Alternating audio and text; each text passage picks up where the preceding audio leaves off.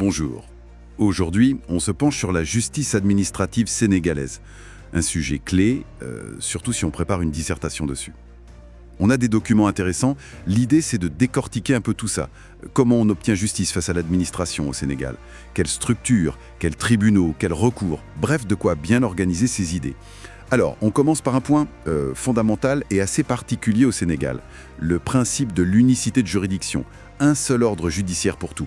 C'est bien ça? Le civil et l'administratif mélangés. C'est tout à fait ça. C'est un choix historique qui remonte à l'ordonnance de 1960, juste après l'indépendance. Et ça a été confirmé jusqu'à la loi de 2014. À l'époque, faut imaginer, il y avait très peu de magistrats, 7 je crois. Et puis le contexte général, donc créer 2 ordres séparés comme en France, ça paraissait compliqué, pas très réaliste en fait. La simplicité avant tout. D'accord. Donc l'avantage, c'est la simplicité. On évite les casse-têtes de compétences, le fameux tribunal des conflits français, on n'a pas ça. Exactement, c'est plus direct si on veut. Mais bon, il y a un revers à la médaille, évidemment. Ah oui, lequel? Le risque, c'est que le droit administratif, qui a quand même ses règles bien spécifiques, soit appliqué de manière, disons, moins pointue. Les juges sont souvent formés d'abord au droit privé, donc ils peuvent avoir des réflexes civilistes, quoi. Et la procédure administrative pourrait être un peu marginalisée. C'est un équilibre délicat. Je vois. Donc même s'il y a un seul ordre, il faut quand même absolument savoir quand on est en matière administrative. Pourquoi c'est si crucial de faire cette distinction? C'est fondamental, parce que la procédure administrative contentieuse, la PAC, elle a ses propres règles très différentes du civil.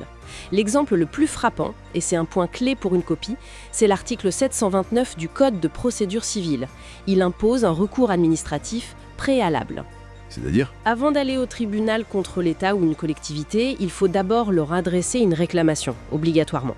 Et il y a des délais stricts. L'administration a 4 mois pour répondre. Si elle répond non, ou si elle ne répond pas du tout, silence vos rejets, on a alors 2 mois pour saisir le juge. D'accord. Et si on oublie cette étape ou les délais? C'est l'irrécevabilité directe. La requête est rejetée sans même examiner le fond. Et il y a d'autres spécificités. L'immunité d'exécution, on ne peut pas saisir les biens de l'État comme ça. Article 194 du COCC. Pas d'injonction directe non plus. Ok, c'est clair.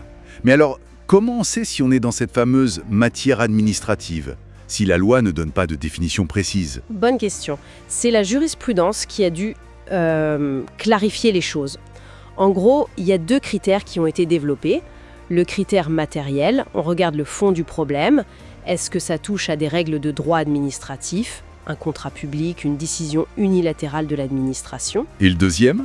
Le critère organique. Et celui-là, il est devenu prédominant aujourd'hui. C'est simple. Dès qu'une personne morale de droit public, l'État, une commune, un établissement public, est partie au procès, on a tendance à considérer que c'est de la matière administrative. Même si le problème de fond relève peut-être du droit privé, comme un simple contrat de bail par exemple. L'affaire Kassala en 1993 a bien montré cette tendance. Ah oui, c'est intéressant ça. Le critère organique simplifie peut-être, mais ça peut paraître un peu automatique. Oui, ça peut surprendre. Un litige qui semble purement privé peut basculer en procédure administrative juste parce que l'État est impliqué d'un côté. Bon, admettons qu'on a identifié la matière administrative. Devant quel juge aller? Ça a un peu bougé aussi, non? Oui, il y a une période un peu complexe entre 1992 et 2008, avec une sorte de dualité au sommet. Mais on est bien revenu à l'unicité. La loi de 2014 a clarifié. Le juge administratif de droit commun, en première instance, c'est le tribunal de grande instance, le TGI. Le TGI, pour l'administratif aussi. Oui, il est compétent pour la plupart des affaires, sauf exception. Tout ce qui est contentieux de pleine juridiction, la responsabilité de l'administration, les contrats administratifs, ça passe par le TGI. Et les exceptions, justement? Les compétences spécifiques? Excès de pouvoir contre les actes des autorités nationales et les juges de cassation. Ensuite, les cours d'appel examinent les appels contre les jugements des TGI. Et puis, il y a des compétences plus ciblées pour le tribunal d'instance, sur les listes électorales par exemple, ou la Cour des comptes pour le contentieux financier. Parfait. Venons-en maintenant aux outils à disposition du citoyen. Les recours. Quels sont les principaux? C'est essentiel ça pour une dissertation. Oui, on distingue en gros les recours ordinaires, ceux qui tranchent le fond du problème, et les procédures d'urgence, qu'on appelle les référés. Pour les recours ordinaires, les 2 stars, ce sont le recours pour excès de pouvoir, le REP, et le recours de plein contentieux, le RPC. Le RP, c'est bien celui qui vise à faire annuler une décision administrative qu'on juge illégale. le procès fait à un acte. Exactement ça. L'objectif unique, c'est l'annulation. Pas de dommages et intérêts avec le RP. C'est un recours très ouvert, l'intérêt à agir est interprété assez largement. Les conditions, il faut un acte administratif qui fait grief, c'est-à-dire qui a des effets juridiques, et un délai strict, 2 mois après la publication ou la notification de l'acte, ou après le silence de 4 mois gardé sur un recours administratif préalable si on en a fait un. Et le RPC, le recours de plein contentieux alors? C'est quoi la différence? Oui, il est différent. Il ne vise pas seulement l'annulation, mais à faire reconnaître un droit subjectif. Par exemple, obtenir une indemnisation pour un préjudice causé par l'administration ou le paiement d'une somme d'argent due sur un contrat. Ça couvre le contentieux de la responsabilité, des contrats, le contentieux fiscal aussi. Et là, la procédure est différente. Oui, notamment sur un point crucial, le fameux recours administratif préalable de l'article 729 du CPC. Pour le RPG, il est en général strictement exigé. Pas de recours préalable, pas d'action en justice possible, en principe. Et les délais de 4 mois plus 2 mois s'appliquent rigoureusement. Très clair. Et un petit mot rapide sur les référés pour les situations urgentes. Oui, très brièvement, ce sont des procédures accélérées pour obtenir des mesures provisoires en attendant le jugement sur le fond. On a le référé suspension pour demander au juge de suspendre l'exécution d'une décision administrative qu'on attaque par ailleurs. Le référé liberté, s'il y a une atteinte grave à une liberté fondamentale, le référé mesure utile pour d'autres types de mesures conservatoires, et le référé constat.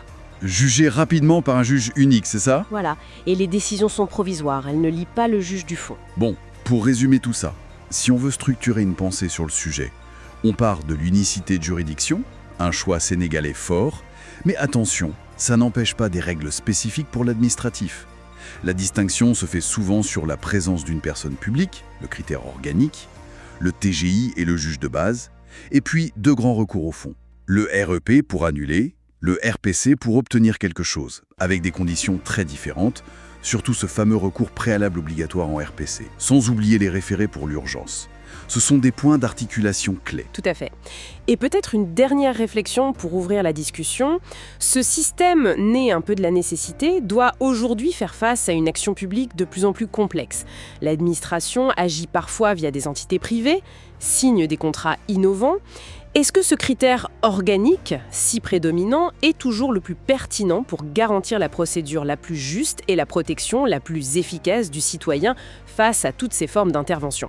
C'est une question qui mérite d'être posée, je pense. Je vous donne rendez-vous dans une prochaine vidéo.